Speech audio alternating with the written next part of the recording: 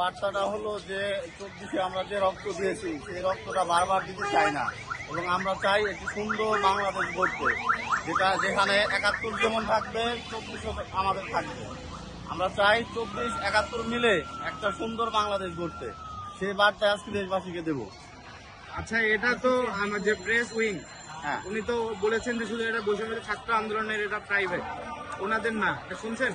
হ্যাঁ, এ ওনার সম্পর্কে কি বলবেন? বক্তব্যটা আমরা শুনেছি। এখন উনি সরকারে আছে, এটা সরকারের বক্তব্য, কিন্তু বৈষম্য বিরোধী ছাত্র আন্দোলন যারা এর নেতৃত্ব দিয়েছে তাদের মতবাদ আছে, এবং তারা দেশটা কিভাবে দেখতে চায়, এবং এখানে শুধু এদের মতবাদ না, সারা দেশের সব রাজনৈতিক দল এবং এদের স্টেক হোল্ডার যারা আছে সবাই মিলে, এখানে সবাইকে আমন্ত্রণ দেওয়া হয়েছে, সবাই মিলে আগামীর বাংলাদেশ কোন পথে কিভাবে দেখতে চায় সেজন্য আজকের আমাদের এই সমাবেশ।